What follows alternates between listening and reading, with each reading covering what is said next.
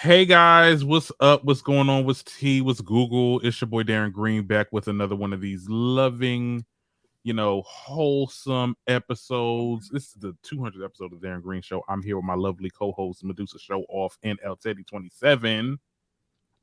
Okay, Hey, what Dr. is G it, said, man? what's Google? I got to use that. What's Google? Dr. G said, what's Google? I'm going to use that. I got that from somebody. It was somebody real big back in the day. Yeah, make sure you give your credit. Oh, speaking of credit, I'm sorry. Go ahead.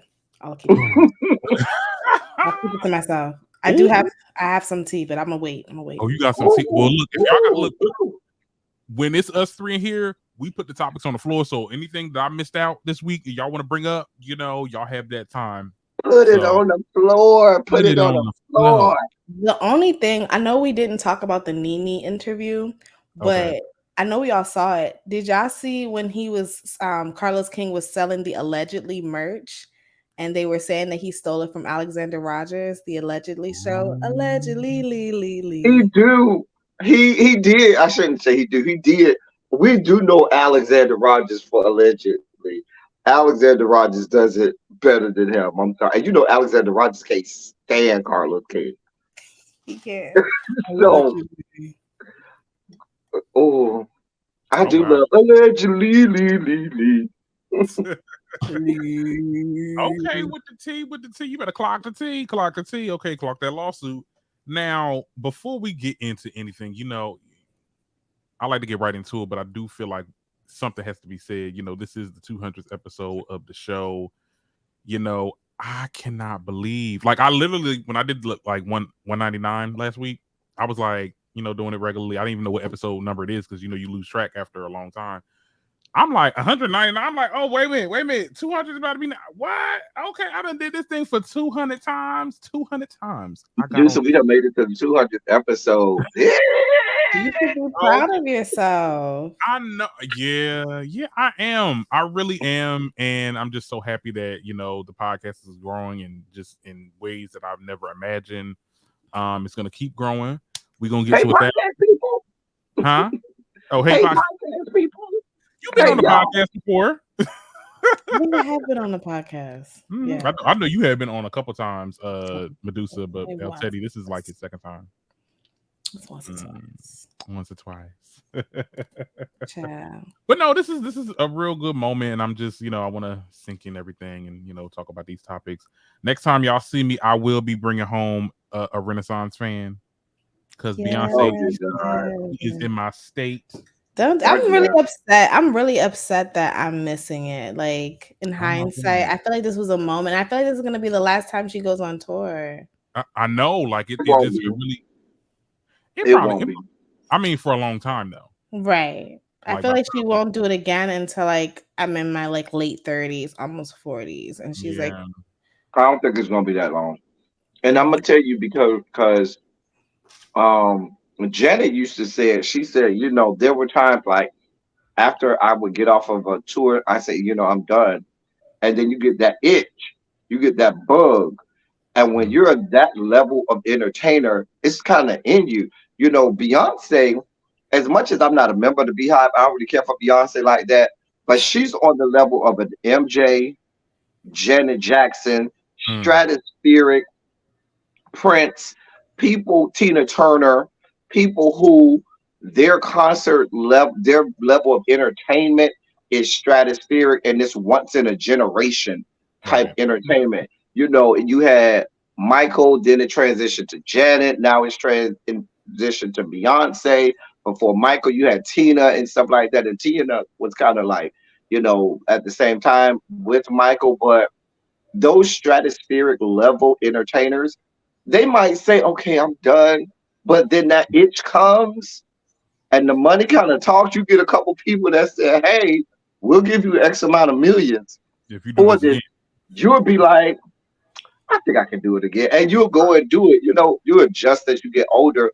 That's the one thing Janet has started to do, kind of adjust. And she's gotten older. That woman almost 60 and she's still out there giving the people everything they want. Giving the people everything they want. I'm just glad I got to see Janet in her prime back in the Velvet Rope tour which I think was still her best tour. Child. Yeah. But I'll let y'all go see Beyonce. I'm sure she'll be good for y'all. I said this. I said when I heard this album, because me personally, I feel like this is her best album. Now, y'all everybody got their own. Well, like I said, everybody got their own opinion. Like, you know, at the end of the day, that's what they feel. I feel most connected to this album than any of her other albums. I think it's top 3. This is top 3 for me. It's okay. It's top 3. I would say top 3 for like popular opinion and stuff like that. Me personally, this is number 1 for me. Okay. Yeah, no, it's definitely. When I heard this, I said I have to see this album. Like I have to see it. And she wasn't doing no visuals, so right. Child. Yeah, I don't have a favorite Beyonce album. I got maybe a couple songs where I'd be like, okay, and then that's it. A couple. I like B-Day, and I like her self-titled album, and then Beyonce was a good one, and then Renaissance. What would be like a popular opinion's number 1 album of hers? I don't know. This is definitely not Sasha. You know what? In my unpopular opinion, my least favorite album of hers. What is it? It's between 4 and I'm sorry, Lemonade. I think really Lemonade is niche, very niche. I didn't like Lemonade. I thought the only album I could probably remember a lot of the songs is the To the Left album. Which one was that one? That was B-Day. B-Day. That's probably the album. That and the first album are probably the 2 albums where I can probably identify most of the songs. That wasn't her first album, was it? No, B-Day was not, but the first, I think we may have been a second. I think B-Day might have been her second. Those 2 albums. Dangerously in Love, right? I thought the first one was a self-titled one, Beyonce. Or maybe I'm wrong. Maybe it was Dangerous. It probably was. Don't make me lie. I'm not a member of the Beehive. I don't really care for Beyonce like that. She just have a couple songs. I respect her for what she does. Mama is one of the greatest entertainers. You know what I'm saying? She's in that pantheon of greatest entertainers ever. You know what I'm saying? I ain't gonna never take that from her. Yeah, we're not. But am I a Beyonce fan? Girl, that ain't. She ain't my. I know. We know you a lamb. You a lamb. I'm a lamb. Yeah. Really? Beyonce is a lamb as well. She'll even tell you, yes, I'm a lamb. Okay, look, ain't no problem with Mariah. Mariah did her thing. You know, she did her big one. I'm old school. You know, I'm older. I'm old school, so I have Okay. Let me see.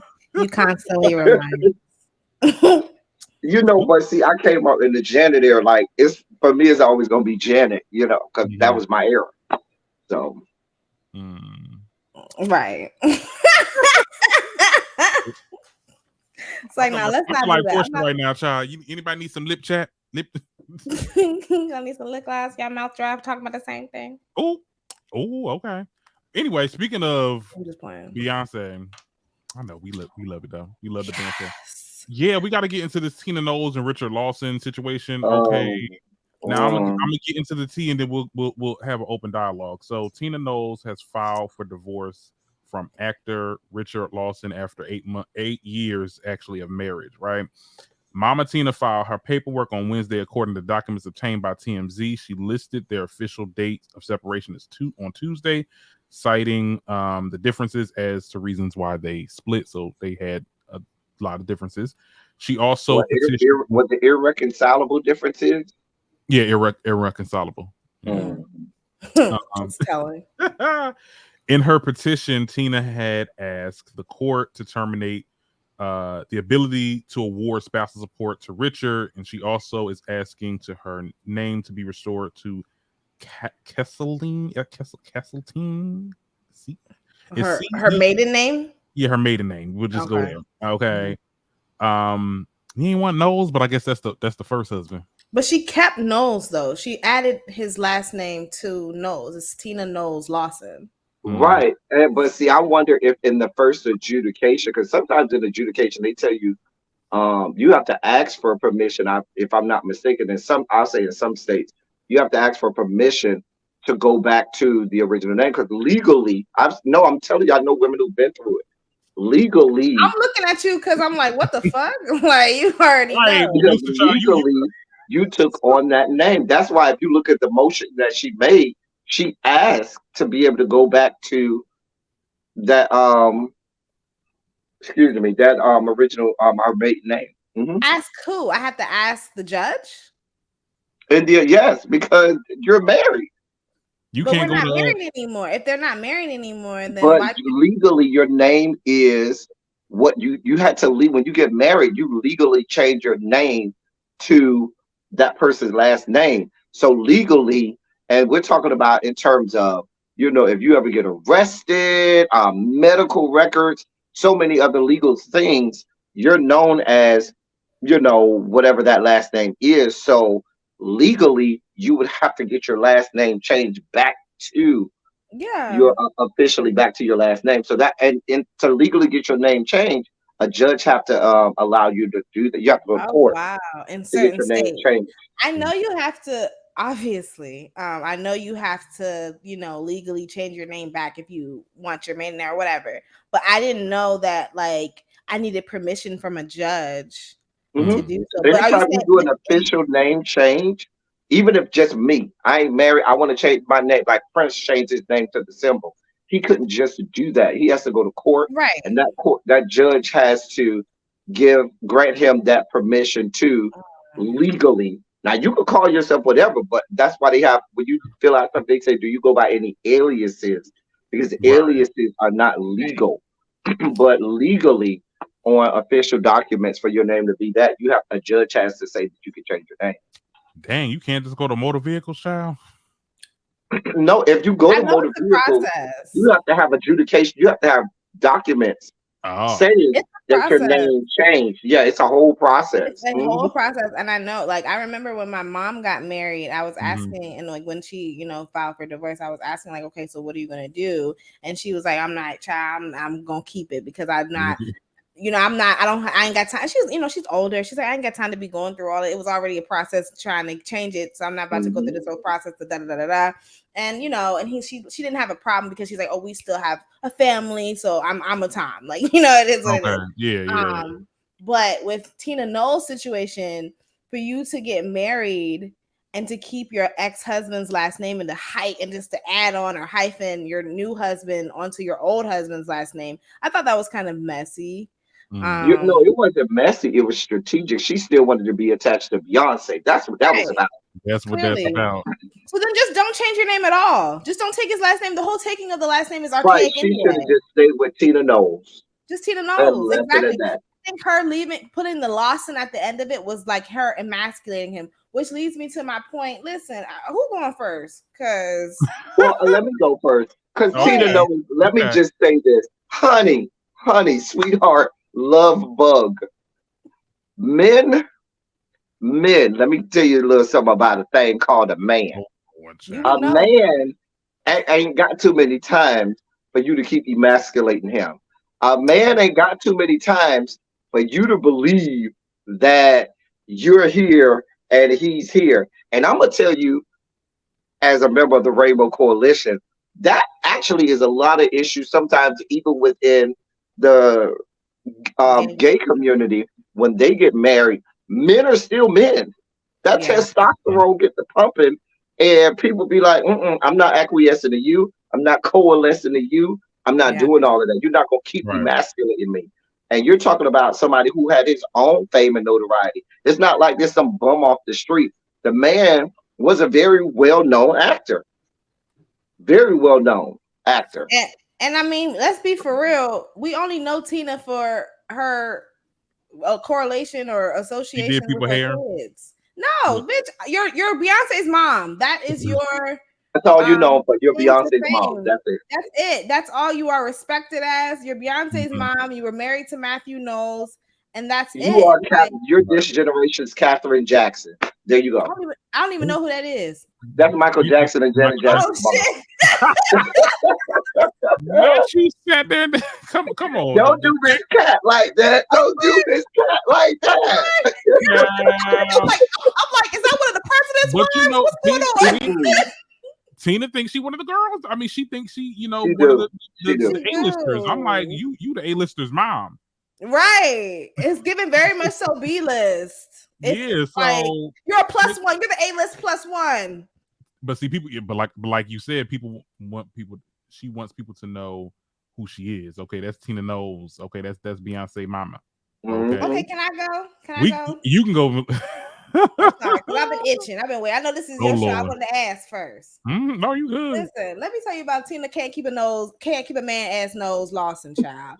And I hate to say that because I never, as a woman, as you know, the woman of the panel, I would never want to discredit or disrespect a woman because of her relationship status or because of her marital status or what have you. And I would never want to blame a woman for being cheated on. However, I do think it is a red flag when you are not able to maintain a marriage for more than 10 years in your 50s. Like, you're supposed to be settled down. You're supposed to be past all that bullshit. Like, this is your second go around, and we 8 years in. I mean, it makes sense. Like, this is usually typically the time where marriages end. I think it's between 5 and 8 or something like that. That 7-year itch type shit. 7-year itch. So it makes sense for it to end around this time. You know, once you hit 11 years, that's usually when you're in the clear. But I think for her to be so much older, for her to be an elder, and for her to be having relationship, and you come from that old school too. It's like, okay, now the first time we're not gonna blame you for him cheating on you and shit like that. But the second time around, I mean, we literally saw you emasculate your man on a national platform. Ooh, we did. That is a whole nother, that dating or that marriage show. What was that show called? I don't know if it was a show. I thought it was an Love interview. Is or Black Love something. Yeah, they said that show was cursed. Like every time a couple goes on there, they get divorced.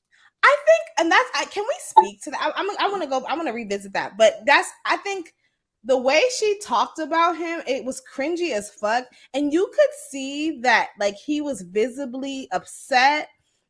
She's like, I found my man, and is he perfect? No, he's not. But it works for me. And she's like, no, I'm not. No, you ain't. You're far from it. It's just like, oh my God. And it's like, okay, and are you perfect? Wait, she said it like that? She didn't say you're far from it, but that's how it came up. Yes, but she did say, she was like, I mean, I got my man, and it is, and is he perfect? No, he is not. Yes, she did say that. Oh wow. That's a quote. Am I tripping? I mean, look, I think she said, in fact, I think, to quote her, I think she said, is he perfect? Absolutely not. Not absolutely. They got an argument right after that shit. I'm like, now what the hell? Child. And see, that's why I need Teddy to come back, because you never disrespect your man publicly. You never fuck a man. You never throw your partner under the bus publicly. You never chastise your partner publicly. Yeah. Yeah, y'all are a team.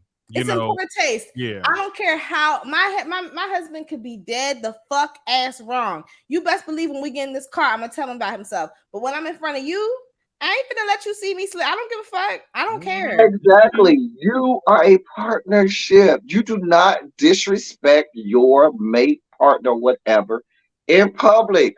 Baby, when we get home, on the ride home, listen, I know me, I'm the boisterous one. I'm the gregarious one in the relationship because I like my man quiet, to sit in the background and not be noted.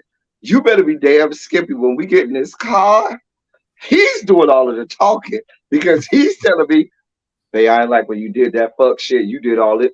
He's the one going in because he's gonna tell me about all of the things that he ain't like that I did. But you better believe while we in public, everything is great. Yeah. And the fact whose side are you on? And the fact that how old is Tina Knowles Lawson? Got to be in the 60s. Old enough to be somebody's grandmother and great grandmother. I would say great grandmother at most, but the fact she's great grandmother, not great. I'm sorry, great. At least a grandmama. She's definitely grandmama age. She's definitely older than my mom. The fact that she is so old school. She's 69. About to be 70. Oh, girl. That's great grandma age. You said that's great. Don't one of Solange's kids got a kid? That boy? No. Wait, how old is Solange's oldest child? 17, 18. He just turned 18. Oh, I thought that boy had a child. Oh, he did getting there. It's getting there. I somewhere in the headlines. He's a cutie, but he's a colorist. Yeah, it's really unfortunate. I'm not surprised. Look at his grandmother and his mom. But I And that's why I mean, love Medusa. We get right to the point. We get right to the. I mean, let's not act like But I would think because he's the light skin, and most of the light skinned men like dark skinned women. Yeah. Well, that is true. So that's surprising to me. That's what I'm saying. That's surprising. It's a different time though, because I did see a lot of colorist light skinned men be like, I don't like my. But let's be clear though. Let's talk about the history because Matthew Knowles is also a colorist. An unapologetic one at that, and he said that what attracted him to Tina Knowles was the fact that she was so light and so fair skinned, and he thought that she was white. And when he found out that she was actually a Negro, that's when he was actually like intrigued, like, oh wow, I get the best of both worlds. I have this like white looking woman who is actually black. And let's be very clear, Tina Knowles does not look white. Like, so you're just a dumbass nigga. Now I haven't seen. Wait, well, I'll put this caveat on it. I don't know what she looked like 50 years ago when she was 19. Maybe at 19, I don't know, with a good perm and some good makeup, she might could have passed. I don't know what she looked like back then. And you know they love blonde hair, child. They all got blonde hair. I think she could have passed for mixed at best. Mm-hmm. I'm sure she looked like she got a little something up in her, but not. I don't know. You know, I don't know. 50 years ago in 1973. With a good perm, what that meant. You know what I'm saying? You're right.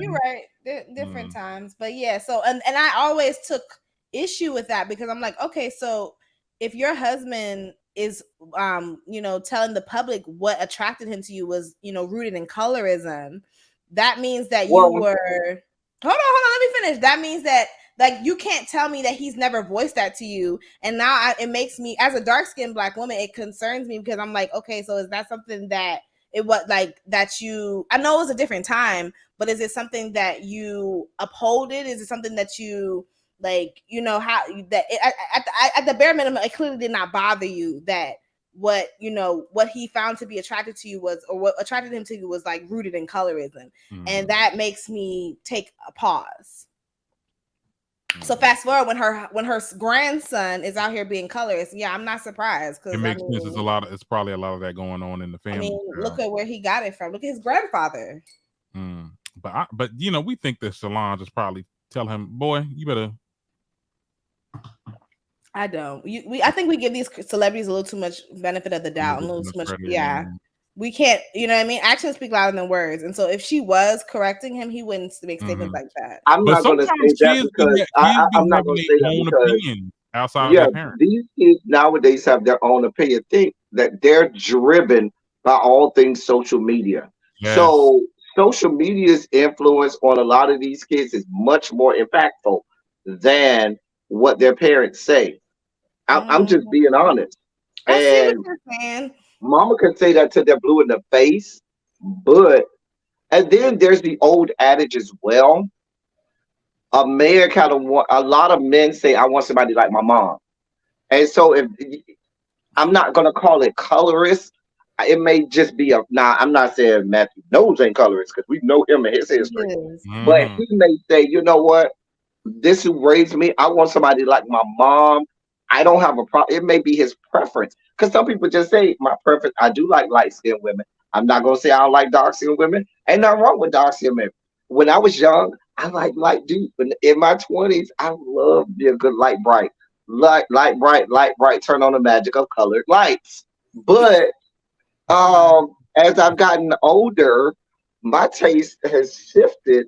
And now, give me a blue black, I need all of the melanin and darkness that I need in my life. So these things change, preferences change, but when you start to attach race to it, because race is a construct that we made in Western civilization and things like that. So when you start to attach race to it, then that takes on a different context to That's me. when you get the whole Kodak Black situation where it's like, oh, I feel like darker women are more, or whatever he said, rigid or whatever.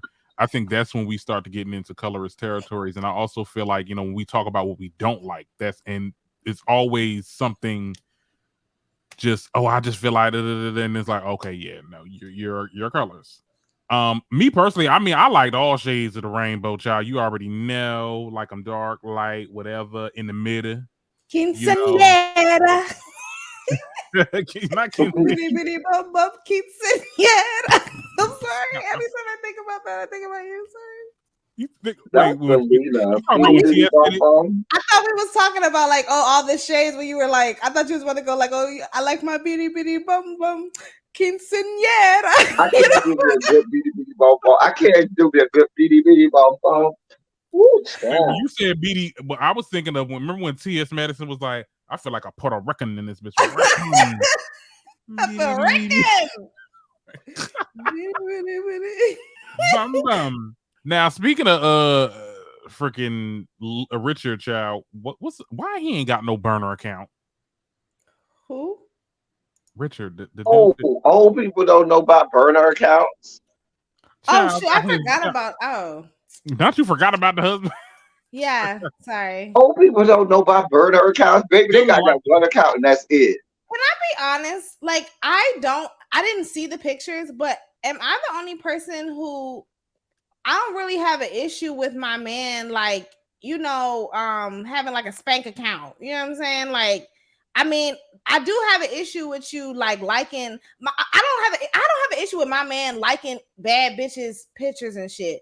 The only issue I have is if I know them. Like, don't like one of my friends or a mutual friend, because then these hoes can use it as or if you in the DMs. Of course, well, I'm talking about just liking pictures. Yeah. As long as they're not like a mutual friend or a family member, because then these hoes can be like, oh, why is your husband liking my picture with my they'll do a Kenya. They'll do a Kenya. But other than that, I don't really have a problem, like, with him liking pictures of like, I don't know, some Insta, what is it, Sophia or whoever, like, I don't really think that that's a big deal. And so, especially on Twitter, like, I don't really see, like, I don't. It was just surprising though, because people was looking through this man likes, and it was just like. So because I'm not hip to this, so people can go and look and see who I've liked on Twitter. Yes. On Twitter, your likes are visible. You didn't know I don't like anybody on Twitter. On Twitter, if I like you, I'm retweeting. So you're gonna know I never press the heart on Twitter. I never press the heart. Okay, if I like what you did or said, if I like what you did or said, I'm gonna retweet it. Because he was liking some stuff. I'm thinking about Instagram. I'm thinking about Instagram, because on Instagram, I'll like you in a moment. Oh, but yeah, even on Instagram, I'm sorry. Go ahead, there. I'm sorry. No, I mean, you can't see nobody like on Instagram unless you. Yes, you can. Unless you physically go through the likes. Right? No. On Instagram, if me and you, like, we're all friends on Instagram. If we. If we are like on the shade room or whatever, now that I know, we can see if one of our friends liked it. And I know. That's where you wouldn't be able to go and search all my likes on Instagram. At least not yet, but I'm sure eventually. But that's my only issue. Don't like. Because I remember I remember my husband had liked a picture like of a mutual friend of ours, and I was like, unlike this shit, like, because I know how these hoes like to get, like, oh, I like, I don't ever want a bitch to ever feel like she can like use some tea, like, oh, your nigga liking my picture. This is before we was married, but other than that, like, I don't see what the big problem is with, like, I mean, it's like what you like, because I'm gonna like what I like. Shit. That's not that big of a deal, and I don't think that's the irreconcilable differences. I think he probably told her, listen, enough is enough. Now, I don't care who your daughter is. You ain't just gonna be coming in here talking to me any kind of way. Okay. I ain't married to your daughter, and your daughter husband do what he want to do anyway. He probably read her right. He probably said, "Hey, your daughter husband over there fucking everything with a hole anyway. So if you want to go down this road, let's go down this road. Y'all got a history here. Let's go down it, because we see the example that Matthew set for Beyonce and Solange, and so that makes sense as to why she turned a blind eye, like Teddy doing right now, to her husband cheating on her habitually throughout the marriage. It also speaks volumes. Mr. Lawson cheated on her? No, to Beyonce. I'm talking about Matthew Knowles cheated. Matthew Knowles cheated a bit, like. No, I know Matthew did. I'm talking about the current husband. No. I'm saying it. I'm showing a correlation between the example that Matthew Knowles set and the expectation that Beyonce has with her husband. Like, it makes sense as the point. Beyonce not going nowhere. That's why she's like so accepting of her husband cheating on her, because she was right, like she grew up watching him cheat on her watching her father cheat on her mom. I don't think it's that black and white. I think there's more to it. I think marriages are a little more convoluted and more gray than that. I don't think, for me, and I'm just gonna say for me, for L Teddy, if I get married, I'm not inviting my husband to cheat. I'm not saying that my husband we got an open marriage. But what I am saying is, if my husband cheats, it's not okay. Tomorrow I'm going to the divorce court or I'm getting a divorce lawyer, because marriages is not like that. I need to really, see what this is and whether or not I can work this out. Yeah. I don't know the parameters behind what Jay-Z and Beyonce had going on while they were married. I ain't talking about before. Yeah. I'm talking about while they were married. I don't know how many times he cheated. I don't know what happened in them going through whatever, and let me just say dialogue. this. And let me just say this, and I'm gonna let you go, Medusa, but I'm just saying, I think the final straw for that was Lemonade. Like when she literally said, you keep doing this fuckery, you gonna lose your wife. She said it in her song. I feel like she got to a point where it's like, okay, I allowed this maybe before in the past, but this will not happen again, or I will be leaving. I truly believe that. I don't think that she's leaving either. I don't either. Because now she got leverage. She can leave and be fine. And be A-okay. I'm sorry. No, I'm sorry. When a woman says, like, okay, even though I let you cheat on me in the past, this is the last time, like, you kind of lost your leverage at that point because you've allowed him to do it that long. But I'm gonna say this, Teddy, I understand what you're saying, but as a woman, I know that if I cheat on my husband, we're done. Like, there's no reconciling. He's not going past this. He's going to the divorce court tomorrow. And so with that being said, to me, it goes both ways. Like, if I do see what you're in a perfect world, we would be able to reconcile, but I know that you wouldn't give me that grace. And so if you cheat do you think that that's a it's a situation where men are given that grace but females are not? Of course, absolutely. Because I'm just asking. Absolutely, because men feel entitled to our bodies, and they feel like, they also feel like, like a man gonna be a man, boys will be boys, and they don't think that, like, them being intimate with another person is like a big deal. But us sharing, me sharing, my body with another man is like a violation that they just can't move past. And it's like, well, why can't I, like, so why can't the same thing go for you? Like, That's a whole long discussion. I don't even know. Listen, that's the conversation. Listen, either I'm leaving or you cheat on me, I'm getting my lick back, and you heard it here. About you get your all pass. Okay, all right, let's get into it. Play with me if you want to. Yeah. Play with Shamika. Don't play with me. Period. Play with your pussy. Don't play with me. I always tell them, just go buy a set of Uno cards. Play with them, not me. Period. Speaking of getting your lick back, both of these women got their lick back this week after the situation that we talked about earlier this week. Maddie and Tasha. I mean, they did. I mean, they got their hits in. They got they got on their show. They did their thing. I mean, they. Are we done? I feel like we've been talking. I feel like we've been talking about this for a whole week, but like it just keep on going, child. Not because see, at the end of the day, before Tasha went live, we found out that she posted like TS's passport or something like that. So that's her address. And her address? Yeah, it was her address. Don't you have enough legal troubles as it is? Like, what are you doing? I was like, but you know what? I saw that coming. Mm-hmm. Because I know how this game goes on YouTube. I done been in the fire a lot of times. Yeah. And when you dog walk a person on YouTube and they know they cannot click the button, go live, and spar with you that way, the next best thing, they're going to start doxing. I've been doxing before. You know what I'm saying? So I know. Huh? By other creators? Mm-hmm. I know how that is. When you go, because they know I know Maddie's from Miami like me, and I know we don't give a goddamn. When you piss us off, it's scorched earth. We see blood, don't tell me nothing. everybody's fair game. It don't give a damn who it is. Your dead ass grandmammy, your mama, your kids.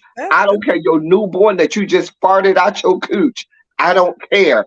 Everybody's getting it. Okay, at that point, and you going for the jugular. And what happens is when that other person sees the scorched earth and they know I can't match that energy, their next step is let me go and dox this person because I want to. Because at this point, it's just I'm gonna hit you where I feel like it's gonna hurt you the most. So it's just now I can't find the words or my game at reading you ain't the same. So now I'm gonna dox you. And that's it. Not only is that a felony, but like that is so like dangerous because now if somebody was to go over TS Madison house and try to do some bodily harm, I mean, like it's on you. You know, it really just doesn't make any sense. You already paying Cardi B $4 million, and now you gonna and girl, if TS sue your ass and you lose, now you gonna pay her. I don't get the mindset of Tasha. And let me just say this, I'll let everybody talk. I don't get the mindset of Tasha K. I mean, I get it, like, she is definitely, she goes all the way in. And at this point, we're gonna revisit this conversation. Wendy Williams did not do as half as much shit as what Tasha K be saying on her damn show. I don't care what y'all be saying. Like she took the cake. Okay, she made it. But at what cost? You're gonna end up paying the people that you talk shit about. No, okay. Go ahead, Teddy. I'm still processing. I think that Wendy Williams's heyday and Tasha K's heyday are two different times. So laws and what's tolerated today is different. What's acceptable today is different from what was acceptable 25, 30 years ago. And Wendy Williams, because believe it or not, Wendy Williams' heyday was not when she was on the show. I know. Wendy Williams no, because some people listening may think that was her heyday. Her heyday is early 90s. Is the 90s is her heyday, the 90s. So things that we could say and things that were, acceptable were different then than they are now. So, and what you, Darren, coming up in this day and age, how you look at things and what's below the belt and what's low brow is different from what it was thought to be back then. Because we can say something back in the day, and I hate to use this word, but this is just my example. Back in the day, I could call somebody a tranny and nobody would blink an eye because that's what trans women called themselves. That's what us in the community called them. They called themselves that. We called them that. And it was even for me being in the community from back in the day, it took me an opportunity where I even had to transition from calling, trans men and trans women. And it was pretty much trans women that you called that word. And so what I'm saying is even the laws are different. So I'm not trying to diminish what Tasha did or raise what Wendy Williams did, but it's just two different eras and two different times. The last thing I'm going to say about this whole situation is, and I said this from the beginning, this goes from the first response, which was just hilarious. There was no need to respond to buffoonery and idiocy. There was no need. The shit was asinine from the beginning. So when you thought, oh, let me make this response because I need to, we are setting whole ways of thinking and judgments on outliers. And I've said that from the beginning. These are outliers. That first response was a goddamn outlier. And Just Hilarious matched it with an equal outlier. Most trans people don't hold the feelings of that Blessing Rose chick or whoever she is. And most women do not hold the same thoughts of Just Hilarious. So now all of the people in between has had to gravitate toward these two polar opposites. And now they're fighting from these two opposites, and they were never way out on these outliers. So it's just dangerous, and it's just going to keep dragging on. And I'm going to tell you why it's dangerous. I'm going to tell you the last thing, and I'm going to let you go, because I know I don't went on and on. While you're doing this shit, real shit is happening. On my platform last night, I did a story where in the great state of Tennessee, they have released to the Attorney General of Tennessee the official medical records of anyone that's a state employee, their children, and their partners who've had gender affirming care and or surgery. We're talking images of genitals. We're talking about people's original gender. We're talking about people's original names and all of the most personal information. This has been released. We're talking about violation of HIPAA. We're talking, and what this attorney general is perhaps maybe trying to do with it is think about now prosecuting people who receive gender affirming care prior to laws even being retroactive in them trying to prosecute things. While people are over here arguing about what to call me and things like this is happening in real time to people. And it's just people choosing sides of outliers, and nobody saying, why the fuck are we even arguing with these two idiots like that? Go ahead, Medusa, because I done went for a long time. Just before I lose my thought, I do agree with 75% of what you said.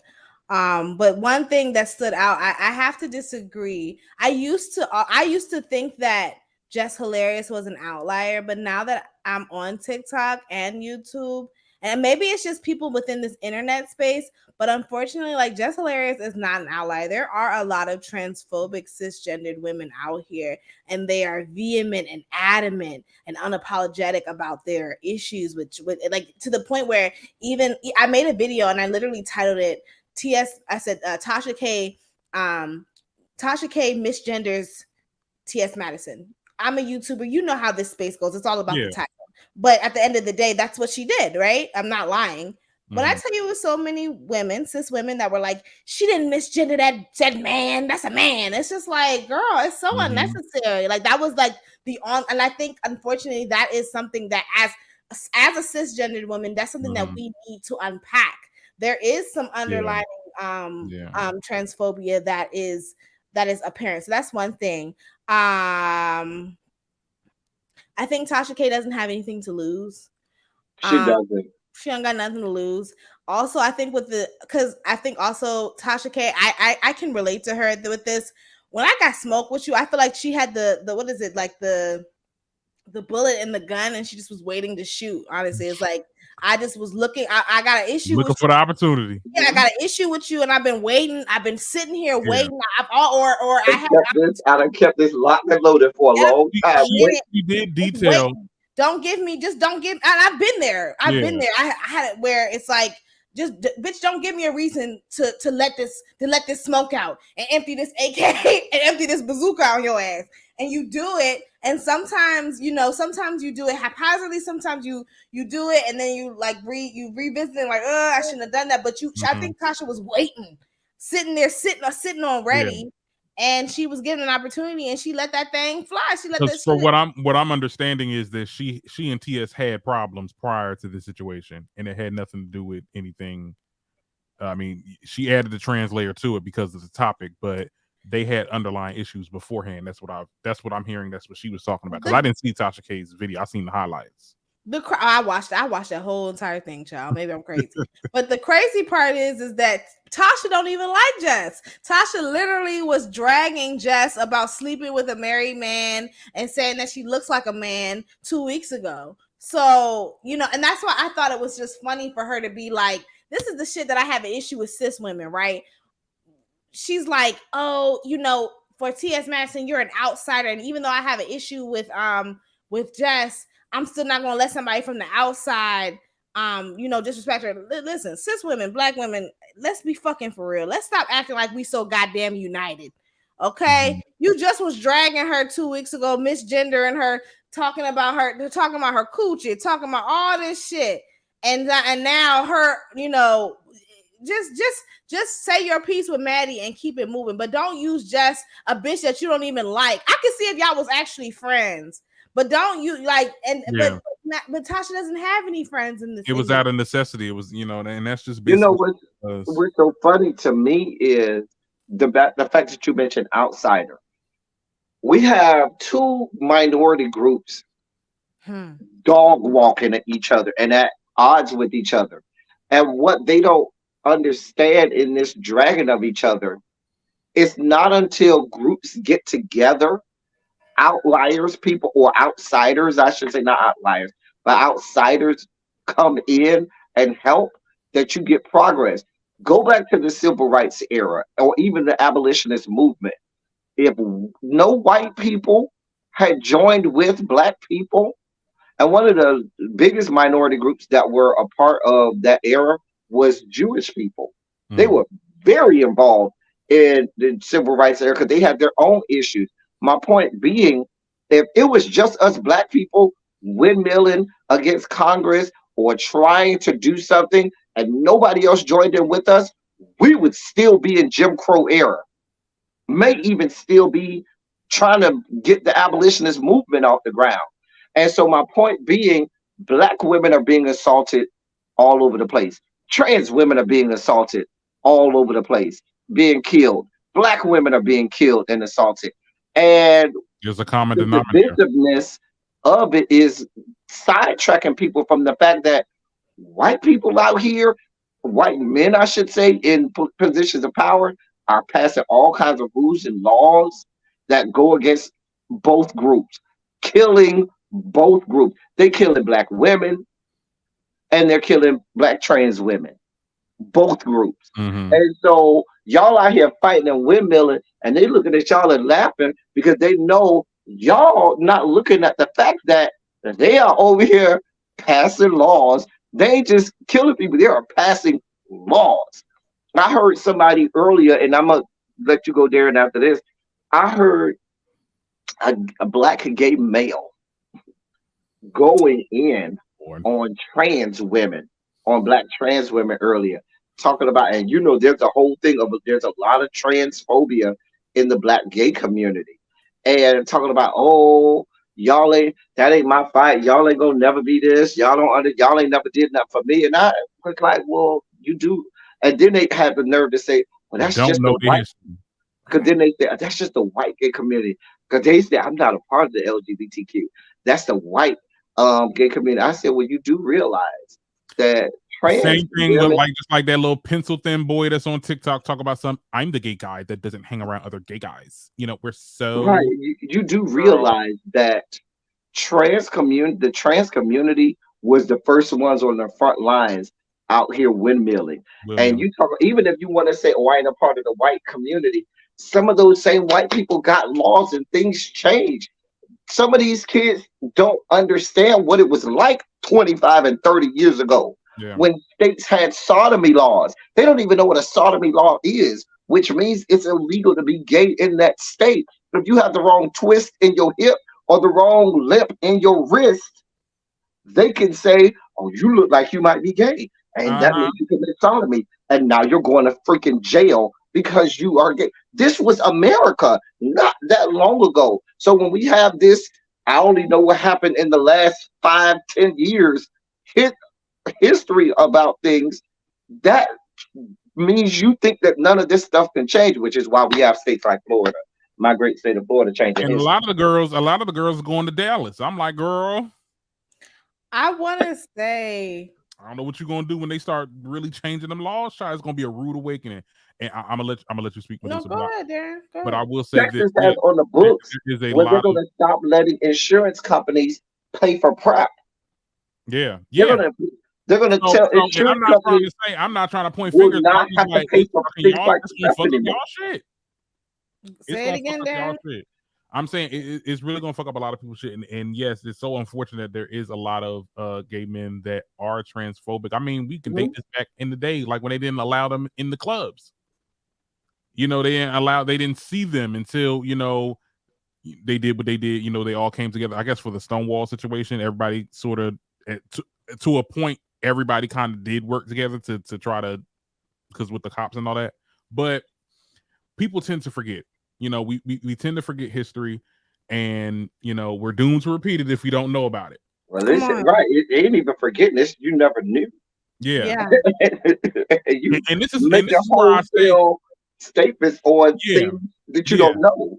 But this is where I said earlier, and I know y'all shot it down, but this is where I say I feel like what's happening is those gay people that you're talking about that are transphobic, they feel that they are now they're tolerated. They got their marriage. They got this. And the trans people are demanding this, and it's kind of fucking up everybody's shit right now. That's how they feel. I'm not saying that it's right, but I'm just saying that's how those type of gay dudes feel. And that's a problem. Gay marriage is next. Please be clear. And that's what I'm saying. There's some of them that's like, oh no, when the whole Roe v. Wade situation happened, oh, they'll never overturn. It is next. Please, if they could overturn it could be Roe v. reversed. Wade, It can be reversed. Don't when something becomes federal, it can't be reversed. But gay marriage ain't federal. Can I say my issue? No, it's federal, but Roe v. Wade was federal and it got reversed. Oh, when we're talking about the history, mm-hmm. That is why me, I'm very pro-Black. I'm very like political, and my issue, however, with people who describe themselves as allies, like if we want to talk about the history, a lot of the abolitionists in the civil rights movement, a lot of them were racist. A lot of them a lot of the women's suffrage people that fought with the abolitionist movement. Oh, they wholeheartedly they used that to get their own movement, but they knew they couldn't get women suffrage before Black men. Right. They were never going to give women anything if Black men didn't have anything. So they have their own agenda. I'm with you 1,000% on that. When people position themselves as allies, I always am weary of that because of the history of people who have done that in the past. And you see the same thing with the situation here. A lot of women like Tasha K, they say like, we created a safe space for you to come in here as trans women and this, that, and the third. You throw it back in their face. And it's like, it's because you never were a true ally to begin with. You did it just you tolerated them, but you never had intentions of really coming in community with them. So that's why I'm always weary of that shit. And so, I don't consider Maddie or Black trans women to be an outsider because I'm gonna be honest, unpopular opinion, I don't really give a fuck about white trans women. I really don't. I don't. That's not my fight. Let white people fight for you. I fight for Black people, all Black people, and so that's that. But I am weary of people who I would never call myself an ally because people who we're in community with each other. The history of allies is really not a positive history. Yeah. We spoke about this before. Go ahead. I'm sorry, Darren. We spoke about this before, Medusa, about how we're in communities with each other. It's the allyship it becomes a show, like it becomes a bio when you put BLM. What I was going to say was the fact that you even have to call yourself or have an ally. Why can't we just respect people as being human beings and say, hey, you are who you are? Great, no problem. That has nothing to do with necessarily you being an ally, but you respecting me as a human being and saying, if you that, I don't have no problem with you. I have no hatred toward you, and let's just keep going.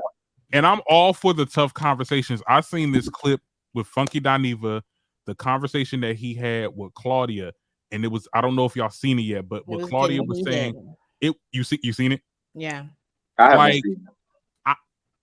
I was like, okay. I mean, I can understand Claudia's perspective, even though we probably, because what she's, and I just implore you to watch the video, El Teddy, because it's a lot that they really got into. But like, okay, I mean, what did you feel about? Because you look at Medusa. Well, what did she say? Because I don't. Something to the effect of like, well, that's my issue. When we're getting told, we don't own this, or we the Roe v. Wade, like she was trying to mix around a lot of stuff that has happened to women. She compared it to Rachel Dolezal, and that's the part that I didn't think was a fair comparison. There was some parts that I was like, now Claudia, but, and she literally brought her intentions were pure though. Yeah, it was. I know it was, but she brought up Rachel Dolezal, and she's like, and I'm not comparing the two, and I'm like, but you are though. Like you brought her up as an example, so you can't now say that you're not comparing the two. But basically, what I think what she was trying. I don't even know. I think what she was. Now, are you talking about the show, or because I remember there was a dialogue, like because Funky Dineva got on his channel and talked about like a text message. Oh, I'm talking about the show. I'm not talking. Oh, I didn't see that. I seen the aftermath where he talked about the group chat that they were in. Yeah, I saw that too. She did make some valid points. I think, and I'm gonna speak for cis women. For me, I can't speak for Claudia Jordan. I'm just gonna speak for myself. I do feel like there was it's like almost like we woke up one day and it's like, okay, this is this and that is that, and if you don't agree, you're transphobic. And it was just like, well, damn, like, well, did we miss a meeting? Like, when did y'all? And I'm with you. I'm with you to that certain degree, but because I remember when me and my best friend were talking, and I used the T word. This was maybe about 2012. Somewhere around there, maybe 2010, 2012. Around the time when it was deemed as inappropriate. Yeah, about 10 years ago. Yeah, and I said it, and my best friend was like, well, you can't say that anymore. I was like, what do you mean? What are you talking about? And he was like, well, that's not. I said, well, when did that happen? Who decided this? I kind of got upset about it, but he said, dog, we got to be, respectful of people. If the people say they don't want to be called that anymore, then we can't. Just like as Black people, we change. We stop being called colored. We stopped being called Negro. We said we wanted to be called Black or African American. So you got to give them that. I said, okay, I ain't gonna fight with it. I just want to know when this happened. Who was the person that made the decision? Right. Where was the meeting that I made? And again, and it's like, it's one thing for you to make a decision about your community and what you want to be addressed as, but it's another when you make a decision about what I need to be addressed as well. Mm-hmm. And so it's like, no, you're cis. If you don't want to be with a trans person, you're transphobic. And it's just like, wait, hold on. Like when I thought, can we, like, it just that was when them conversations was rolling around on TikTok. I was like, oh, like, and when did we? Who came up? Like, when was this? At least give us a second. Like, and it was just like a. That's why I don't get mad with women who say I don't want to be called cisgender. Okay, I can't tell you what to be called. That's why I say, let me know what to call you. I don't know. You want to be called biological, real, just woman? I'm gonna just say XX chromosome and leave it at that. I don't know. Just let me know. I'm gonna call you whatever you want me to call you, because I don't want, just like the trans community doesn't want to be either misgendered or called the wrong thing. I don't want to disrespect XX chromosome, naturally born women that were born and identify as women. You know what I'm saying? I don't want to misgender or call them something wrong either. Mm-hmm. So I just call everybody. If I see you, you look like a woman. Hey, you're a woman. I'm not gonna call you trans woman. I'm not gonna call you cis woman. I'm not gonna call you real biological. And it's not. And that's the thing too. It's not like we're going around or people are going around like, "Hi, cis woman. How you doing, cis woman?" Like, it's used to differentiate between trans women and cis women, but I'm sorry. Go ahead. It even got to the. I'm sorry, and I hate to bring this up, but do you guys remember the Malik Yoruba interview on the Breakfast Club? That horrible interview when he went up to defend his attraction to trans women. Do y'all remember that? I don't remember that. I gotta go back and look at it now. But you know who I'm talking about, right? I know who Malik Yoruba is from New York Undercover. Right. I know who he is. Like, to me, it reminds me of that. I feel like that was like the moment where, as a cis woman, I watched that interview and I was so confused. I'm like, wait, so you can't say this? Wait, huh? Like, you can't say that, and you want me to use all these different like I have to do all these things and then they literally was like, well, you have to do the work, and if you don't want to do the work, then you don't want to be in community with us. And it was just like, wait, like, Malik Yoruba, is that the dude from Family Matters? No, he was on New York Undercover. He was also on Empire, like the first season or something like that. He just was a black man that came out as trans attracted. He literally was just fetishizing trans women, and then it was reported that he was like M-wording, trigger warning, M-wording them in the past, and blah blah blah. And then he went on the Breakfast Club to clean it up, and he went on the Breakfast Club with 2 trans women and a gay black man and an activist, and to me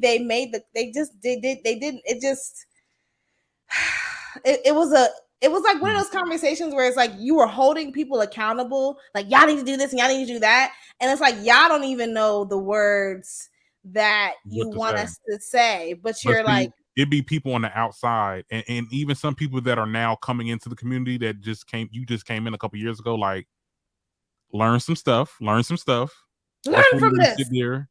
Right. And that's my thing. It's gonna look as someone who can look at the arc of history, and I can't look at the arc of all of history. I have studied a lot of history, but I got a lot more years under my belt than a lot of people that's doing a lot of talking. and seeing the arc of where we come from and where it is before you, just in the same way that you want people to acknowledge you, accept you, and you know use the correct nomenclature for you. You have to be cognizant that those, you have to go into any conversation understanding that someone's going to have their vantage point, their viewpoints, and their opinions. And if you don't meet them where they are, then you're just having a unfruitful conversation. And I think in many of these under conversations, or you see people making videos, especially that come from the Rainbow Coalition, as I like to call us, um, they will come in making all of these demands, never trying to meet their audience where they are and bring them to take them on the journey with them to get to a place. They just say, no, you need to just be here, not knowing that it doesn't work like that. And you're never going to get the real substantive change or understanding that you want without taking them along for the ride. And I also feel like also when you're like a commentator in this space, in this conversation, and you try to not see both sides, or just try to, you tell the news, you put up both perspectives, you piss off everybody. Because then this side hates you and this side hates. Like I experienced that with my TikTok videos literally last week. Like there was a couple of my creators that I very much respect that it's like, this really disappointed me. I'm just like, okay, hold on, wait. You acting like I was with Jess and all that. I'm like, I still said what the hell she said was problematic. Right. But I can have that understanding. I can see where she had come to make the video. I think the video was horrible. It was trash. She should have reworded it a lot. But I can see how she had come to making that video. That was what I meant to say. And that's why these conversations are so redundant, because when somebody says something that's transphobic, y'all want to like take them to the pillar. You don't want to extend grace. And I just, and that's the thing. It's like, if you don't, and if the person doesn't immediately, you gotta crucify that person. I mean, I can attest, just from the baby situation. Now I think that was the most y'all ever see me be like, fuck him. I don't care about nothing going on. He losing ticket sales and I don't care what he got. But I mean, I would like look at creators a little sideways and be like, oh, you got to understand him. I'm like, understand what? Right. You get what I'm saying? Right. Yeah. So I can see how some people. I get that. Yeah, that's true. And what you said is so true, because people don't get that passionate until they identify with it. Until it hits their backyard. Right. Otherwise, you're much more understanding of a situation when it's not hitting your backyard. You could be like, well, at least try to hear them out. But when it hits your backyard, you're hearing nobody. You don't want to hear nothing. You don't want to listen, because like you said there, when you said the baby, I understood totally. Right. And I was like, yep. But in the same regard, it's just like when whatever Rose lady, Blessing Rose, nothing Rose, whatever. I can imagine if I am a XX chromosome born female and identified as female, and you telling me about some shit. First of all, most women I don't even want to go through suffering through a period. But you're gonna tell me that I don't have ownership of something that I know we're the only ones that can context with, and we saw that clip with no context. You can and I understood that. But what I'm saying is, I think nothing Rose in her clip never really. Oh no, she intended it to be taken out. Right, she wanted it to be problematic, and that's what I'm saying. You never even gave the full context by saying, remember, you have trans men who, some of them, not all of them, but some of them still do experience a period. Hell, we have some biological, real, whatever you want to call women out here that don't experience a period, and they never went through no change and ain't trans. A lot of women athletes, physiologically, they tell you if you're an athlete and you're training a whole lot, you stop getting a period. You know what I'm saying? So these things, it was just asinine from the beginning. I think Jeff Hilarious should have just looked at it and just clicked off and stayed out of it and said, you know what? Yeah. Just like with this situation, I I just kept getting asked about it in my inbox, and people kept asking me to address it. But I looked at it from the first go round, and I said, nope, I really don't want no parts of that, because this is a situation where nobody's going to try to understand the other side, and everybody's going to have their feet Everybody want to get their hits in. Everybody want to fan. say they reads, and they want to read a person down. I mean, and it just becomes like, okay, well, now we're watching these two big media conglomerates just come for each other, you know, to really tear each other apart. And it's just, I don't know. I mean, like I said, I'm done with this topic. This is going to be the last time. And I know I said this on my other video. This is going to, because, you know, I had to do it on the podcast. We're going to have to put it on the floor for a little bit, but this is going to be the last time we talk about this situation. Somebody else says something that's way off kilter and problematic, and then we may have such sad. Right, and then the topic will come. The topic will come back. You know what I think is going to be next? Let me knock on wood, child. Let me knock on wood. You know they're going to drag the gay community. This dating bisexual conversation going to come back. I'm predicting it, child. You know the gay community is gonna get drugged into this. Where this ain't none of our somebody was saying that like trans men are missing from the conversation, and I understood what they were saying, but I'm just like, but y'all are men, so why are y'all speaking on women's business? But I mean, I guess they could say that like, oh, I lived the life as a woman at one point. Or they may still have a period, and that that makes sense. That's true. But then at the same time, I don't know. I thought I feel like they were radio silence. Like I haven't heard a lot of trans people. First of all, trans men often get left out of the conversation when we start. When people think about the trans community, they never consider the trans men. They only think about trans women.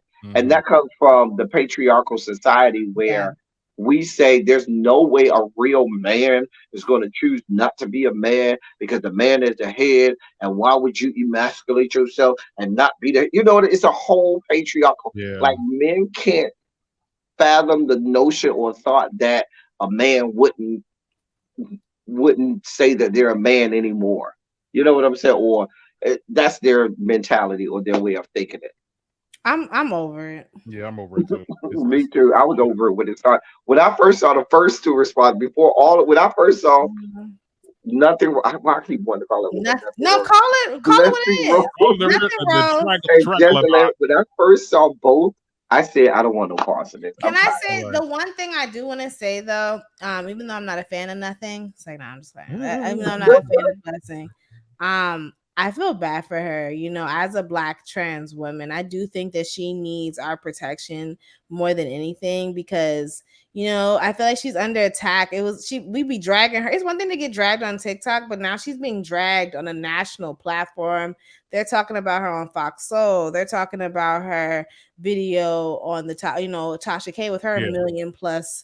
But some of these kids, that's what they want. That's all they want. I don't know, because let me tell you something. That time I got the heat on TikTok because I said Miles is Black and he Black. I don't care what nobody have to say about that. Miles Morales Spider-Man is Miles Morales because Spider-Man. The new Spider-Man from the Spider-Verse. Basically, what the story was, they made him a little bit more light skinned and they changed his texture of the hair. And I'm saying, first of all, hold on, wait, Miles is Black. What's going on? And then a whole bunch of people was trying to call me racist or whatever, right? The whole, it felt like the whole app was really coming for me, and then like people wasn't really saying nothing in my defense. I was like, girl, this is some shit. Yeah. I can only imagine what it's like to all across the social media. Yeah, you're being dragged. And as me, you know, I stay getting dragged on TikTok. You like, yeah, girl, whatever. But like your mental health really, and then like bigger pages start, because I remember there was this one big page that he was a coon, but whatever. Like he came from, and then like mad people in my comments talk about respond. Are you gonna say something? You know, instigating everything.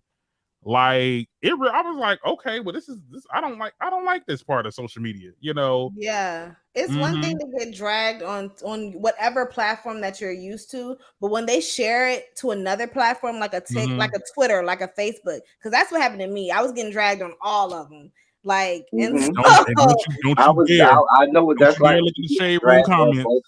Yeah, it's like when you're getting dragged, it's one thing to get dragged, but when you're being dragged on multiple, you need to have some mental health check-ins. Yep, you gotta have a good circle of people in your space to keep you grounded. Yeah. Yes. And sometimes you got to disconnect. Yeah. No, there was a time even on here, like I had to do something with the comments so I don't see people comments. That's why I have to literally like go on my post because there'll be people, even though YouTube will delete it right there, but they'll be like, oh, you FAGGG or you fat or you just that and the third. Like people will literally make comments like that because I used to get a lot of conservative views. I don't know why my content is not conservative. I don't know why you're here. I mean, I love your impressions though. You was helping me. Y'all helped me out a lot with the damn impressions. But shit, I had to turn off my comments because it was a lot. It was overwhelming. I don't know why. I never turn off my comments, and that's probably why I'm so fucked up now. That's probably why I'm in therapy now. I don't know why. I just always just let them. I just let them because I just want all the smoke. Like I don't know. I never turned off my comments either. Yeah, I never. It's like whatever. I mean, I don't get notified. I mean, like I said, I have to go. I got to manually go. Oh yeah, no, I don't do notifications for any social media. I turn off all notifications for all social media. You can do that? Yeah.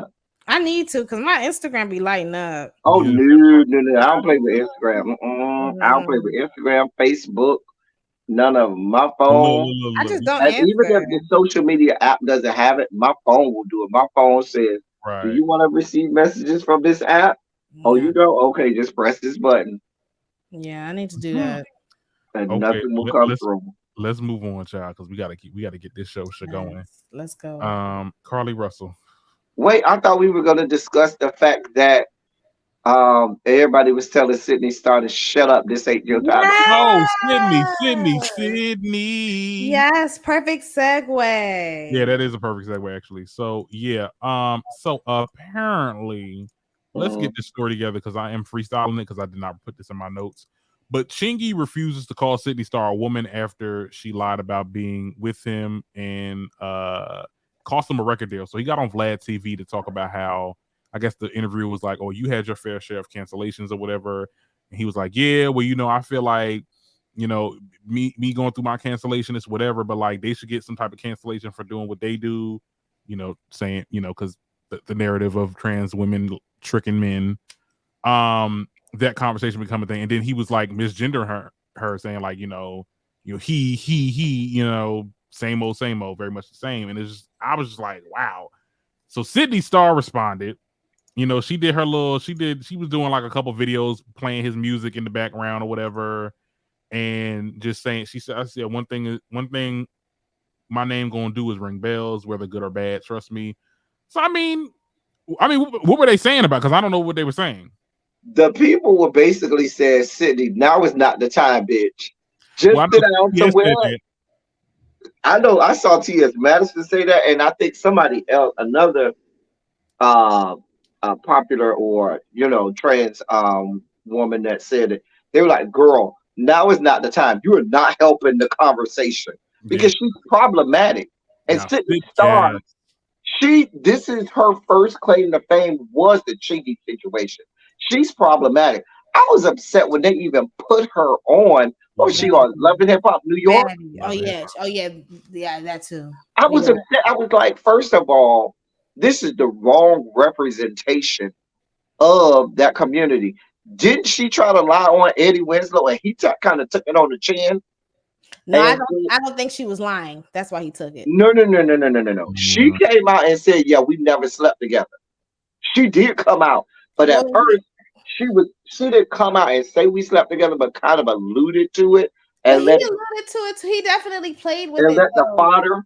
But what I'm saying is, you had already been. This came after the Chingy situation. Yes. You had already been problematic. You already lied on this man, caused this man to lose a whole record deal. We don't know how much he could have got from that record deal. That could have been millions of dollars for all we know. You know what I'm saying? Baby, if I am Chingy, I have that same energy. You getting all the smoke. You getting I'm going scorched earth. I'm going to misgender you. I'm going to call you everything but a child. You didn't care about me. So why should I give you that same grace and care about you? You obviously didn't care about me, my livelihood, what I had going on. You lied on me. Baby, you're getting everything I got. I ain't even mad at Chingy. I can't even have no smoke at Chingy. If you want to go and call her everything. And the fact that she keeps getting a platform to come out here, because everything she says, you have to hold with a grain of salt that says, is she telling the truth or is she lying? Like I don't know at this point. So my question is, I guess it just depends on like the time, the place, and the circumstances. Because like, is it okay to try? I was under the impression that it's never okay to misgender someone, no matter what. But it's like, I guess like when you are in like combat with somebody, you know, the lines are blurred. I mean, Medusa, if you are Chingy and this happened to you, and somebody just out of the blue, their whole claim to fame was them lying on you, costing you your career and everything. My thing, I agree with what you're saying. I just think that I'm not mad. Like I would have, if I was in Chingy's position, I probably would have said worse, if I'm being honest, because the way my gangster and my womanhood is set up. With that being said, if we give Chingy a pass, I do think that it just draws a line in the sand for other people to take passes as well. But then again, and people, as you can see, people be looking for a reason to misgender people anyway. So because they was in the comments saying we're giving Chingy a pass. I'm saying I understand why he did it. I don't like Sidney Starr. Every time I see Sidney Starr somewhere, it's cringeworthy for me. I'm just like, why are you here? Please go the fuck away. To me, Sidney Starr is like the Candace Owens of the trans community. Like, no, that would be Flame Monroe. That would be Flame Monroe. Yeah, that's when that would wholeheartedly be Flame Monroe. Okay, so let's do Flame Monroe. Either way, I'm gonna use Candace Owens as an example. Like, if a white man called Candace Owens the N-word, like a nigga bitch,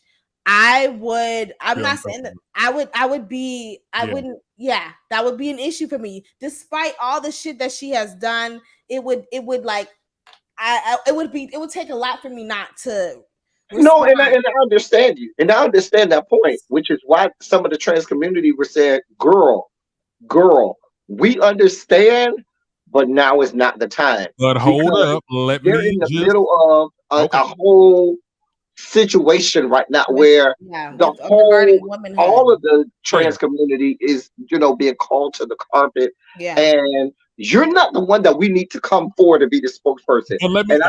But let me just say this though, because the interview was first. That was the first thing that happened. He did the interview and he said what he said. At the end of the day, I didn't apologize to you. Sidney Starr, like her or hate her, she has apologized. And if you still can't take it, and you still it's no apologies you're gonna make shit, it would be no. I'm gonna play your song and be shady too. I'm just being honest. It's no apology you're gonna be able to give me at that point. There's none, because it took years. Remember, this was years that went by. Bringing my name up, I can't. I already apologize. I look. It don't work like that. It doesn't work like that. You can't just absolve yourself. You can't just say, "Oh, I said I'm sorry," so you need to get. No, it don't work like that. Get over it. I'm just saying you bringing my name up. So I mean, at the end of the day, no, he didn't bring the name up. It was brought up by the interviewer, and when it was brought up by the interviewer, it's fair game because you brought it up, Sidney Starr. You introduced this into the whole atmosphere. Interviewers wouldn't even be asking this had you not introduced this into the atmosphere. So if I'm getting interviewed, somebody's probably, and I'm Chingy, somebody's going to ask me about this, and that's your fault and not mine. And when they ask me about it, I'm going scorched earth. I'm a dog walk you. And that's your fault. That's not mine. Don't get mad because I done dog walked you. You did this, not me. He could have said worse, if we're being honest. He sure could have. Because, baby, I'd still be reading her down. Fuck Sidney Starr. I think we can all agree to that. Yeah. Fuck Sidney Starr. He's a problematic person. Fuck Sidney Starr. And I think, Maddie tried to be nice and said, listen, girl, your presence, just be in the background, just your visibility is fine, but bitch, we don't need you to say nothing right now. Just stay in the background. You know what Sidney Starr is to the trans community? Sidney Starr is like Dylan. You know Dylan, that white trans girl that be like, day 47. Dylan Mulvaney? Yeah. Who done cost Bud Light? Dylan Mulvaney done cost Bud Light to lose damn near $1 billion. Yes. Why don't we like Dylan? I don't have a problem with Dylan Mulvaney, but Dylan Mulvaney done cost Bud Light a lot. When Bud Light did that deal with him a few months ago, The white people, white trash, have said we ain't drinking Bud Light no more. And now Modelo is the #1 beer in America and no longer Bud Light for the first time in 20 years. Right. But remember when Dylan had that interaction with Laverne, and Laverne told her, it was like, you know, I really do love you, I respect you, but like, do we need to show everything? Do we need to wait, what? I guess I'm just not hip to her content. She just be like making known for okay, so she's just now transitioning as a transgender woman, and she started this series on TikTok that went viral. And the reason why we know her name to this day is because he's like, this is day 2 of me being a trans woman, or day 3, and then it's just like different thing. Like it's wholesome. It's not like problematic like Sidney, but like I'm trying to think of the word. It comes off like it's what people like to say woke and all that. Like it a lot of people find her problematic for a reason. I don't think she is. I follow her. Okay, but like a caricature, maybe? Yeah, almost. Okay. Yeah.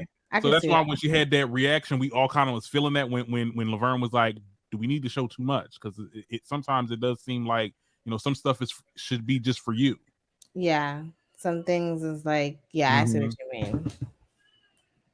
In the same way that Sidney Starr, even on her somewhere I saw her crying and stuff. Who? Laverne Cox. Oh my, yeah, that was a whole situation. Love each other. Well, girl, I was like, girl, we're beyond that stage. Baby, we are way beyond that stage. There's nothing to do about it at this point. It gave very much leave Britney alone. Oh man, but yeah, Sidney Starr is problematic. Yeah. I was kind of hoping Laverne was gonna say nothing about that situation, and especially like that. She probably felt like she was like, too, because everybody else in her comments. Yeah. Oh, don't you hate being the spokesperson? Mm-hmm. I'm surprised Janet Mock ain't said nothing yet. I'm glad she didn't. Yeah, she probably not. Didn't you she know what's so funny? I mean, you know what's so funny? I didn't know Janet Mock was a trans woman till my students told me. My students said, you know that's not. I said, wait, Janet Mock is a. They were like, no, and I had to go look it up, and I said, oh, I didn't even know Janet Mock was a trans woman till they told me. No, I was like, oh, okay. Oh my goodness. Okay, so we do got to get off this topic though. Yeah. And move on. Okay, Carlee Russell, child. We can talk about her for a little bit.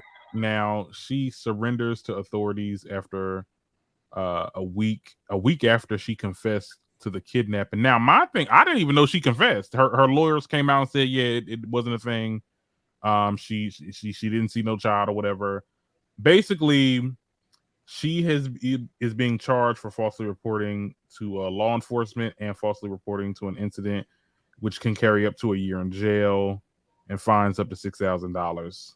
You know, and then she got her mugshot was up. Everybody was talking about it on because it literally happened today. She surrendered herself. That's, you know, this is crazy. This whole ordeal is just damn. I have no thoughts. You have no thoughts? I don't either, because we spent way too much energy on Carlee Russell, who nobody knew who she was. She's not a celebrity. And I'm not saying you have to be a celebrity for us to care.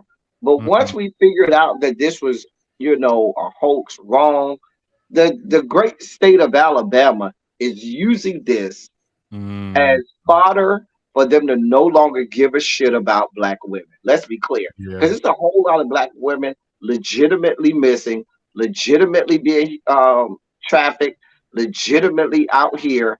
And now they're gonna milk this shit. They done had 8,000 press conferences for this.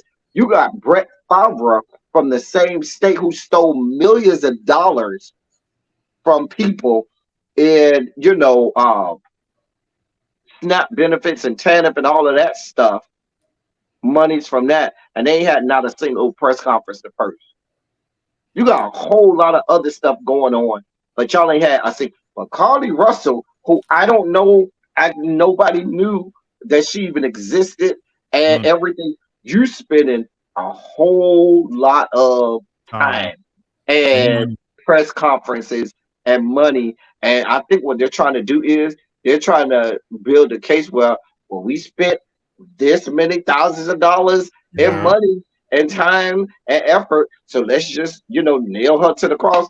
Baby, just go ahead and give her misdemeanor or whatever it is and keep it Right. moving. I don't think that she deserves jail time though. I don't either. I don't either. I think they took this to the extreme just because they want to be able to say, Because let they this be a want to be little able to shiny. highlight the fact that a black person, a black woman, did something wrong. Whole lot of white people doing a whole lot of stuff wrong. They ain't gonna talk nothing about that. This black woman that did something a little bit wrong, misdemeanor, baby, we can finna nail her to the cross. I don't have this type of energy. I agree. Isn't it the same charges that it's the same charges with the Jussie Smollett situation? They did the same thing. Like it was like, oh, see, The thing about it, at least Jussie Smollett was nationally known. Yeah. You know what I'm prior to that. Yeah. Nobody knew who the hell Carlee Russell we was. Know so much about this girl. They might as well do a damn series on Netflix about it. Shit. Let me not speak nothing into existence, Cheryl. I just feel like we've given her enough attention. Way too much attention anymore. All right, guys, let's move on. Now, we're Housewives of Atlanta, honey. We got some tea on that. So the season 15 reunion has finished taping. And it's not looking good because reports came out that the reunion ended a lot sooner than expected because of lack of material from the season. Wow. Now, also the photos came out. Do you have them? Let me see if I got them. Let me see. I think you do. Can we talk about the fashions? Can we talk about them? Yeah. And I know y'all have like a unpopular opinion about her, but like I feel like Kenya definitely ate down. I don't care what nobody says. I wish she would have let her hair down a little bit more. Like, don't put it up like that, but have it, because when she had it down, I was like, yes, girl. I don't like this color. All my girls to the left of me right here, okay, they ate. Now I don't know what they were doing over there. I don't like Marlo's dress. I hate it. Sheree looks real regular to me, as usual. Right? I didn't expect a lot out of Sonya because she's pregnant. Candy disappointed me. I don't like Candy's dress. Candy disappointed me. I'm not a fan of those feathers or whatever Kenya has. But if I'm comparing her and Drew, probably have the two best dresses. Yeah, probably. I hate Drew. I hate got the Renaissance. That's Beyonce Renaissance on. It looks like it reminds me of a muumuu. Maybe it's just because I don't like. But I'm not a big fan of feathers. I don't like the color. But look at Candy Bob though. Okay, you know I'm known for the bob. Okay. I don't like Candy's dress though. It's just too plain for me. Like it looks like it fits. I feel like almost like it was bought off rack almost. I kind of wish it was just a little longer. Because everyone's giving a gown. But you know Candy can't dress to save her life. Goodness gracious.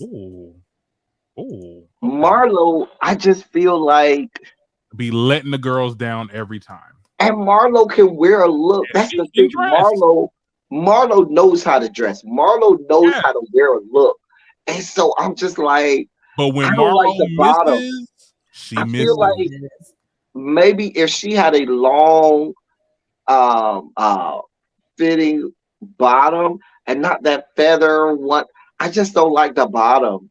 The top of it ages her. Yeah, and Marlo is best at showing that body. This looked like a garbage bag, a blue garbage bag. I just wasn't a fan of this. Yeah, it just wasn't good. No. I don't like any of their dresses. I'm sorry. If I had to give it to it's not. When Kenya is the best dressed, let me not judge him. But girl, looking just he even looked like he don't want to be. He's like, look, let me say something. These are our last season anyway, so I don't even care. It just look even when you seen him in the videos, because sometimes you know when there's a good Real Housewives reunion, you know Andy do the little videos like just rap, Real Housewives of Atlanta. Like he just looks so tired. He's just like, oh, this is so boring. Now let me go somewhere else. I hope they don't come back. I hope they don't either. Please, and if they do, I'm just not gonna watch. I'm sorry. Like they did with New York, just a whole recast. It's the same thing with I remember there was a Married to Medicine season.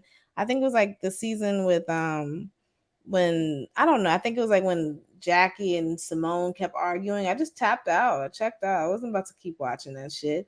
And that's just how I feel about this at this point. I'm over this whole entire franchise. I'm done with them. They're not about to waste my time again next year. Yeah. It's not giving. It's not giving what it's supposed to have gave. Not at all. Not at all. Not at Thank you for coming. Please drive safely. Go away.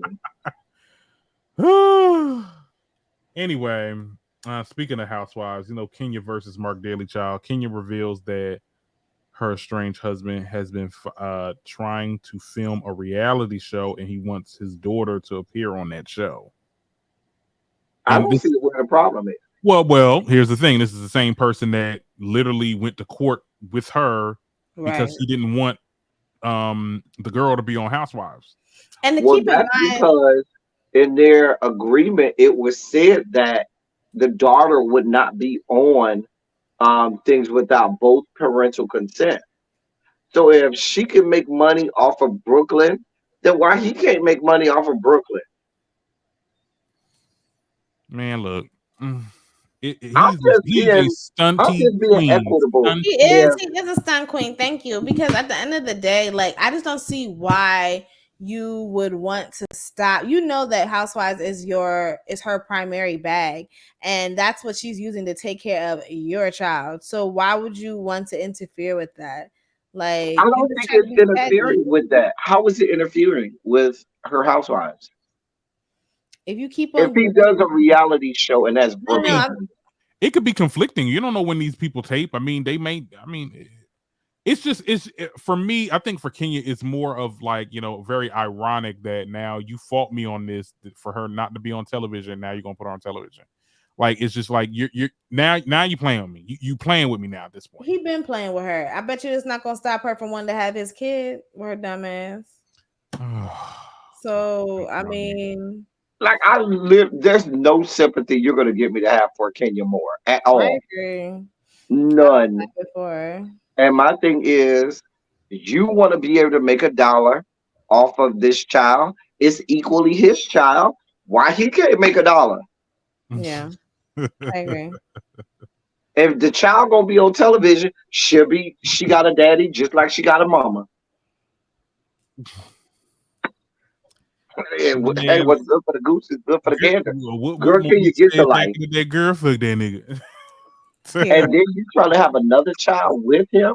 Girl, I'm hoping that she just said that for the TV. Like, I'm Kenya be making me look crazy. Child. Girl, boom. That's my girl, but she crazy as hell. Kenya Moore ain't wrapped tightly. I think some of that some of the activated seeped into her skull and her cranium. With some of the what? That fix-a-flat and that relaxer.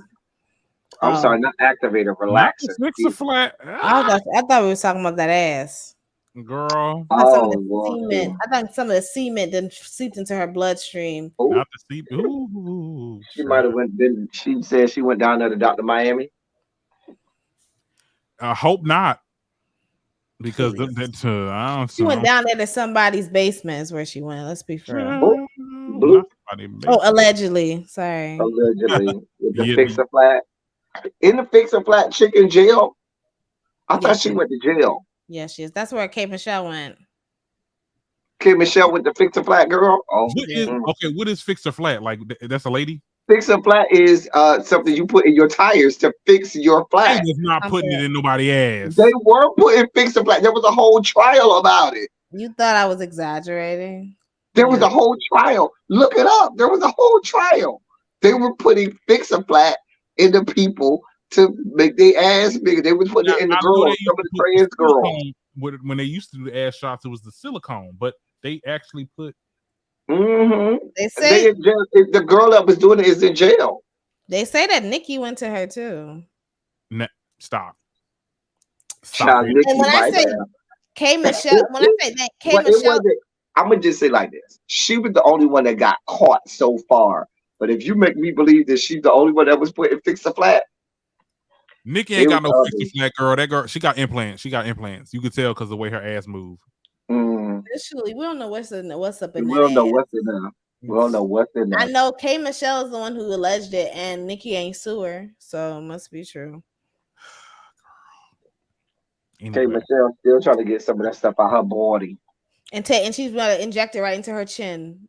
Mm. K Michelle is a lost soul. Poor Kimberly. Let's pray for her. Oh my goodness. Yeah, I looks so different. I was in college with K Michelle, Kimberly. She was I'm Kimberly sorry. She's really Kimberly insecure. Tate. She's very insecure. And raise a man. How old is she? I don't 30 something. 50, If 40. you went No, to she's college, not 30 something. K that's Michelle what I'm is about to say. Yeah, K if you went to Michelle college with no her. wait. K Michelle is at least 40. She's either 40 or 41. Poor thing. You know what topic happened this week and nobody seems to care about? What? Child, we got aliens now. I don't care because we've been new.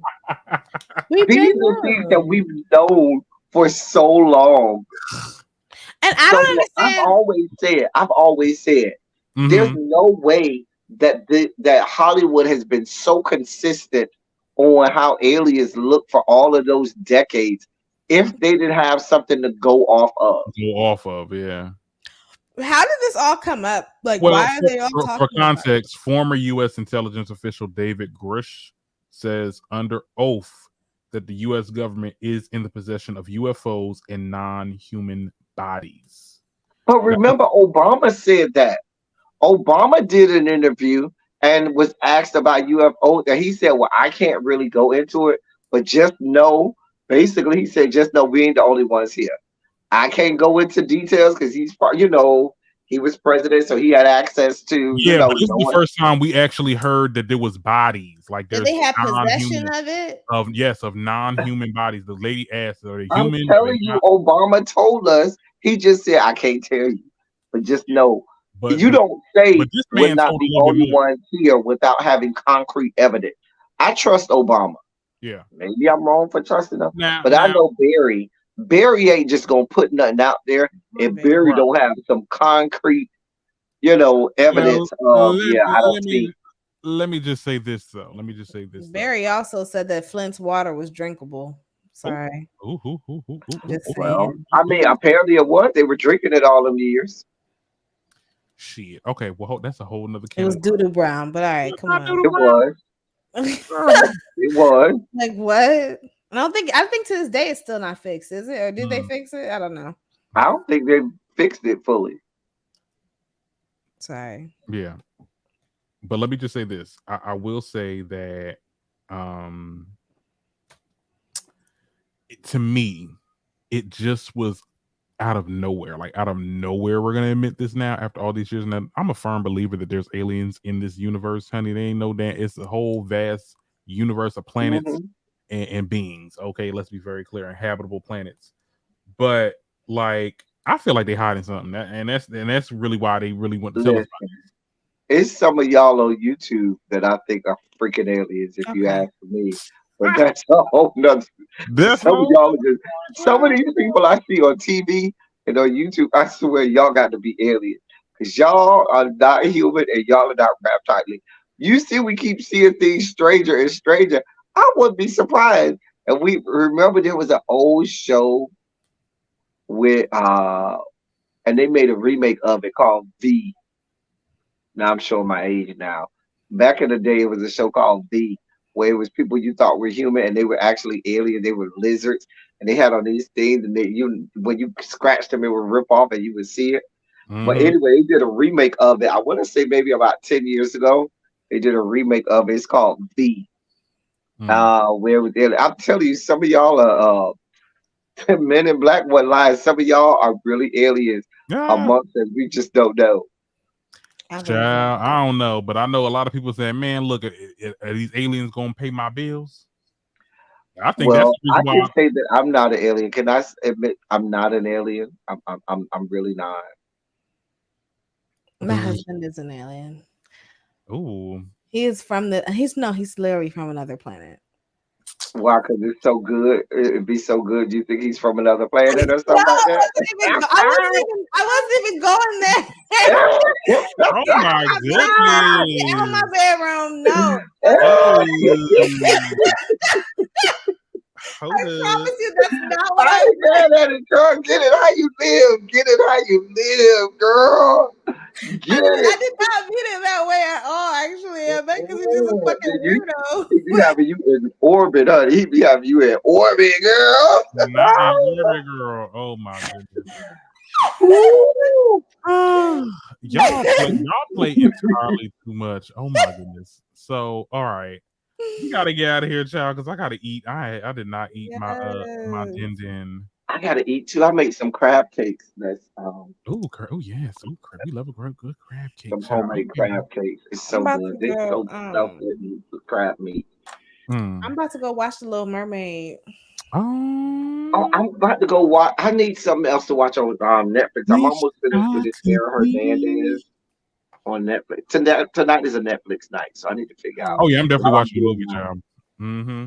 Yeah, I'm doing my silly Saturday. Y'all coming on the silly Saturday with me? Y'all don't have to. Yeah, I ain't got nothing to do, so just send me the link tomorrow. I'll be out of town tomorrow. Where you going? Out of town. I tell you to go out of town. I'm going back home. I'm just going back in orbit. I'm about to go do that right now. Speaking of the silly Saturday, I love when you be doing like, sugar spice. Oh, the sugar spike, man. That's Larry. Larry Byers. Oh my goodness. All right, y'all. See y'all later. Thank y'all so much for watching the 200th episode. Thank y'all so much for joining me on this 200th episode. It has been a journey. Please subscribe, follow, all that to the Medusa Show off on YouTube and the El Teddy 27. Okay, official. Their links will be in the description, and you can always follow me at the Darren Green Show. Please be sure to subscribe if you're not already subscribed. Like the video, leave a comment because I know y'all will after that. And I will see y'all with the next episode. All right. All right, y'all. Bye. All right. Deuces.